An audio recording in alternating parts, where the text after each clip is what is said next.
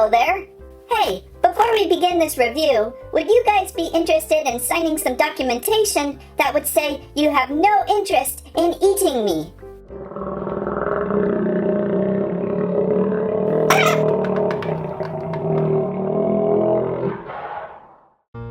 Squirrel Stampede! Please like and squirrelize! I like Transformers! On the table, it is all about Transformers Cyberverse Power of the All-Spark action figures from Hasbro. And wait, somehow all I've pulled are Decepticons.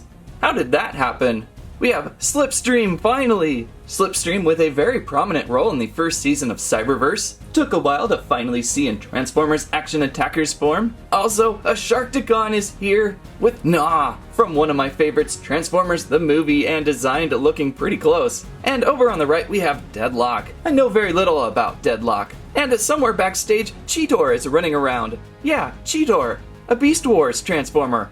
How is he involved in all of this? Well, let's get right to these figures. I have to start with Gnaw right up front.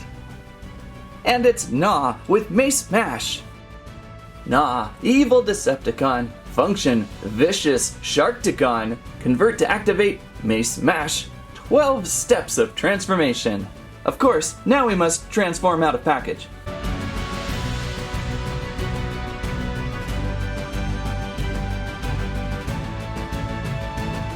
Gnaw, out of package, looking gnawly.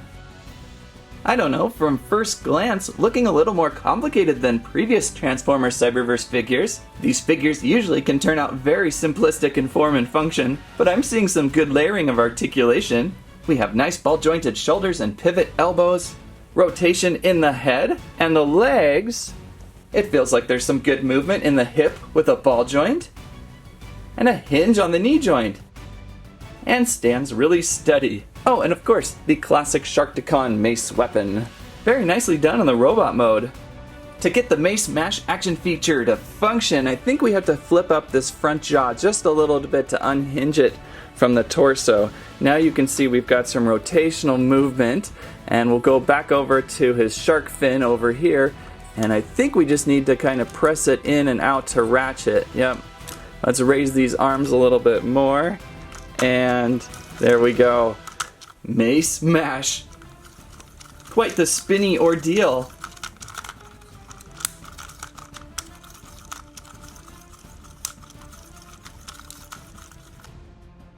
Keep arms and fingers out of reach. We have instructions for 12 steps to get into Shark. Let's see if we can do that. First, remove the weapon, set aside. Then we're going to flip up the shark teeth and rotate the arms like so. I think. So let's flip on over to his tummy, and let's rotate out these feet teeth. This fin on his back is kind of weird. There's even some instructions here. Warning instructions. I've never seen that before in a Transformer. Careful, I wonder if those will peel off. You'll want to have this up, I believe. And then we kind of rotate these legs out of these pegs on the side here and over the top. Then we place the tail mace in and then click everything together. Oh, the only thing I didn't do so far is that there's a hinge by the hip, and you've got to get that to swivel back. That way the feet aren't in the way of the arms. There we go. Now we can squish him down into full Sharkticon mode. Looking good. Very Sharktacular. Pretty good scale too. I do have another Sharkticon from a previous series. I'm trying to remember, was this Power of the Primes? Return of the Titans? One of those lines. A little bit smaller, a little more detailed, but they actually scale really well together and are kind of a perfect minion match. Just something I kind of wanted to share real quick. So that is Gnaw. Definitely keep an eye out for him. Next we have Transformers Sonic Swirl Slipstream. You may recall this design from Starscream. And I can't remember, but I do not believe we went through Acid Storm. Basically a repaint of the same design, although I think Slipstream may have a different head. Find out as we move along. On the back of her card, Slipstream, Evil Decepticon. Function, Strategic Seeker. Convert to activate Sonic Swirl. 7 steps of transformation. Lots of swirling with the Decepticons today. Let's open up.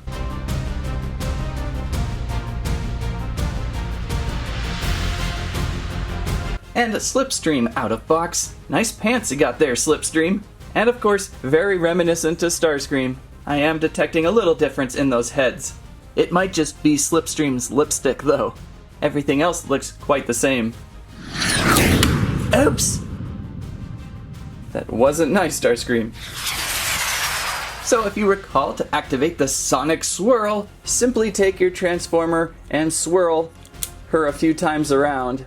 You can feel the spring tightening, and then once you let go, make sure your hands are out of the way. Oh, and make sure your squirrel is out of the way too. Sorry. Gotta watch that. One more time. You can kind of see the wings will do these cool pull-out features as it spins really fast. A little bit different every time, I feel like. But still fun. Good thing she's not sharper, or you might have some accidental band-aids needed. Transforming, 7 steps, really quickly, easy on these. I like to kind of flip up the cockpit first. Then you kind of rotate the legs to the right direction, if I recall, or actually you split them open and you rotate them down towards the back. I think we're almost done here. It's one of the fastest. Clicking the arms onto the sides, and over on the bottom back, clicking the legs in and under. Can be a real quick transformation. Feels like even under 7 steps. Pretty fun jet looking design from the top, I always thought. From the bottom, a little clunky, but still a fun quick jet to transform. And really good to see Slipstream now in the collection. She kind of flies weird though.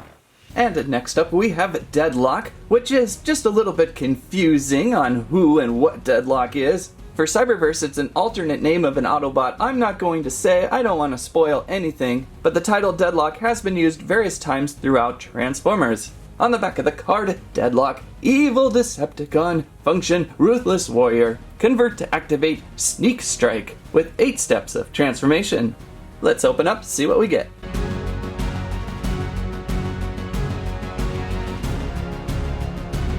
Wow, if there ever was a toy that could recapture 1980s Decepticons, it's this one. White, purple, neon orange? This one has it all. Articulation looks kind of interesting. We've got shoulders, right? That rotate. We've got hips on ball joints. And knees on hinges. And that's about it. What about head rotation? Well, we could rotate that head around. We've got these swords pretty much embedded into his hands at all times. And they're flippy too. Must be the action feature. So for Sneak Strike, I'm gathering we're going to place his arms down straight. And we'll flip these swords back behind until they click somehow. Not happening yet. That one went. Oh, there we go. There's little purple notches there, I think. And then I think we're going to flip down the windscreen, which should activate them. Oh, there we go. Got one of them. Oh, and the other one. A little clumsy. How do we do this better? I'm going to lock his legs together. Hopefully those are not in the way. And I think I'm going to hold him up a little higher this time because the swords are going to hit your table. Oh, he's tricky. Okay. Let's give it another shot this time. Try to keep my hands and table out of the way. There goes one. And well, there goes the other. So a little tricky on this one. Almost a little too tricky. The swords do look pretty cool though. Alright, well let's figure out how to transform with 8 steps of transformation. Here we go. So we'll start again with steps 1 and 2 by getting those swords back under those arms. I have a feeling those swords are just going to continuously flip out. Now we're going to raise the windscreen up and over the head for steps 3 and 4. And to now flip back the hood and the windscreen back over the top. Let's lay down on his back and flip up these wheels somehow. So I think I have it now. The full side sections fold down in. Now we'll flip back down over here and rotate the back up and in. and start trying to get everything to fit nicely, and these swords are still wanting to jump out. I think we got it though. Speedy looking car mode. Not sure if I've got him completely tightened. Oh, there goes the sword again. Kind of like some strange exhaust coming out. Not the best Transformers Cyberverse character, but not the worst. Kind of a fun toy to go through. So somehow Cheetor is involved with Transformers Cyberverse Power of the Spark. How is that gonna happen? I'm thinking it's a good idea. I'm a big fan of Beast Wars. I am not such a big fan of this Spark armor thing going on though. The first season of Cyberverse was so awesome and reimagined that now that we're already getting back to gimmicks, oh man. So on the back of the box we have Cheetor, Heroic Autobot, Function Guardian of the Allspark. So now we're learning something. We have Cheetor included and Sea Fury, the Spark armor. I'm really only interested in Cheetor, but we'll look at both. Let's open up.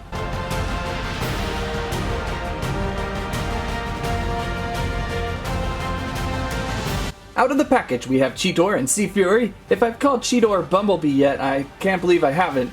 Or it will bound to happen. I really like the direction they went with Cheetor on this one. Robot mode feels very animal-like and very paneled. As for articulation, looks really well done. We have ball joints on shoulders, elbows, head rotation, maybe even torso. No torso, but look at these legs. Legs have really good movement on those hips and knees. A really fun, lightweight Cheetor design. Something we haven't seen in a long time. As for Sea Fury, a gigantic battleship. I wonder how the scaling works with this one. I don't see Sea Fury having a robot mode, sadly, so let's just go right to the Spark armor. We'll need to flip it over. Let's get this anchor away. Upside down. And then somehow, these posts will simply fit into the back of Cheetor here. Whoa, that's a heavy backpack. Now we're gonna start unfolding things. Somehow this top piece will possibly rotate all the way down over his head. Oh, so easy. Wow, what was that all about? I thought it was going to be a lot of work. And now the new robot head is on top. And we've got all this armaments here, this chest plate armor. And we've got this battle anchor weapon. And we are ready to go. We've got articulation in the elbows for kind of a advanced all-spark armor. It's actually kind of cooler than I anticipated. I was a little worried, like, it's just kind of a gimmick thing. I'm not too interested. But the way it did it so quickly and seamlessly was a lot of fun. Obviously, the primary feature of this toy is Cheetor. So if you do not care about Sea Fury, just kind of place him back together somehow. And pilot him over a waterfall or something. Now we can look at Cheetor a little closer. No, not that close. Okay, so let's transform. Starting with steps 1 and 2, let's rotate these hands inside of the arms. That's always a safe bet to start with. And rotate our claws around. Ouch! Oh dear, Hey! Sorry. Except for the arm injury, that didn't seem too bad. Let's rotate to the back and switch out something here. Okay, if that made any sense. We flipped the robot head in and then we rotated up the animal head and shoulders. Then we reclosed up the back. Now we're going to haunch down in cat form.